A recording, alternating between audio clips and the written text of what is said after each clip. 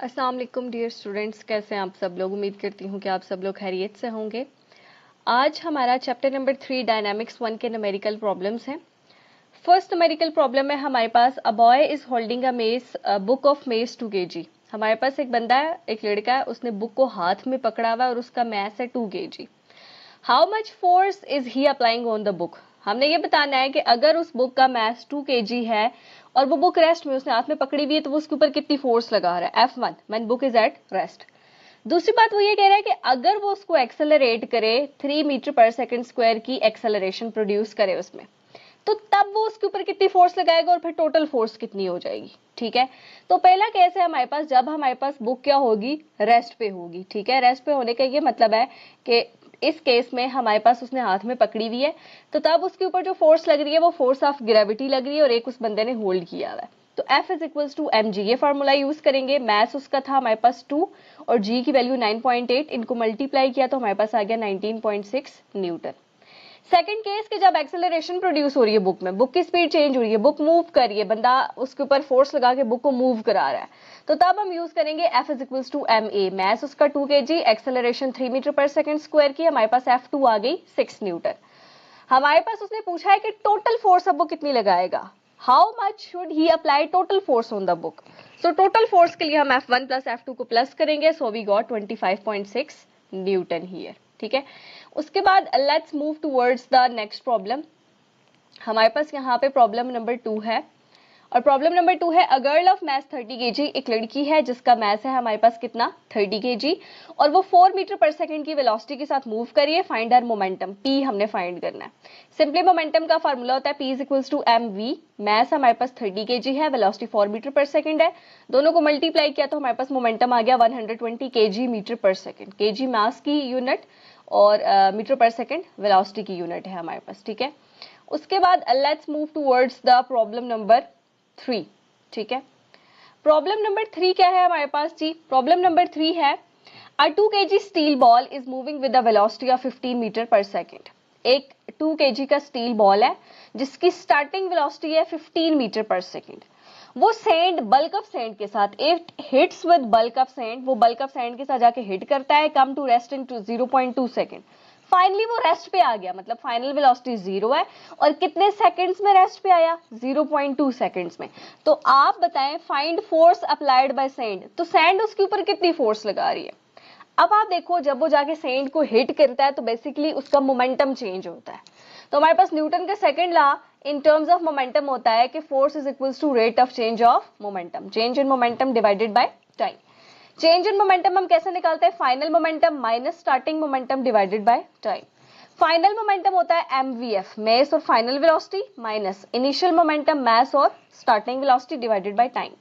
मास यहाँ पे हमारे पास स्टील बॉल का क्या था, 2 kg, फाइनल वेलोसिटी फाइनली वो रेस्ट पे आ जाएगा तो 0 सैंड के साथ हिट करने के बाद।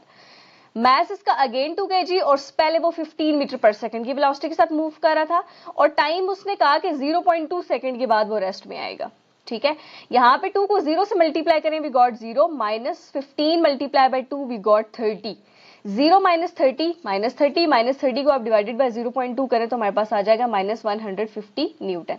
माइनस साइन यहाँ पे ये शो कर रहा है कि हमारे पास जो ऑब्जेक्ट है वो डीसेलरेट हो रहा है, उसकी वेलोसिटी में कमी आ रही है, उसकी वेलोसिटी डिक्रीज हो रही है, क्योंकि पहले वो 15 मीटर पर सेकंड की वेलोसिटी के साथ मूव कर रहा था, सैंड के साथ हिट करने के बाद उसकी वेलोसिटी क्या हो गई, 0, वो रेस्ट में आ गया।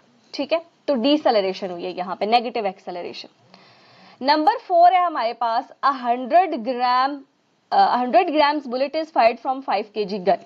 100 ग्राम की बुलेट है, मेस ऑफ बुलेट है 100 ग्राम, उसको आप केजी में कन्वर्ट करने के लिए हम सिंपली यहाँ पे डिवाइडेड बाय 1000 करेंगे। ठीक है, तो 0.1 kg हमारे पास मेस ऑफ बुलेट है। ठीक है, उसको फायर किया गया 5 kg गन के साथ, मतलब मैस ऑफ गन कितना है, 5 kg। Muzzle velocity of bullet is 20 meter पर सेकंड। वेलोसिटी ऑफ बुलेट कितनी है, 20 मीटर पर सेकंड। आप गन की रिकॉइल वेलोसिटी फाइंड करें। हमारे पास फॉर्मूला होता है mass of bullet into velocity of bullet equal to minus mass of gun velocity of gun. हमने वेलोसिटी ऑफ गन फाइंड करना है तो उसको अकेला करेंगे, यहां से मैस ऑफ गन मल्टीप्लाई हो रहा है, इस साइड आके क्या हो जाएगा, डिवाइड।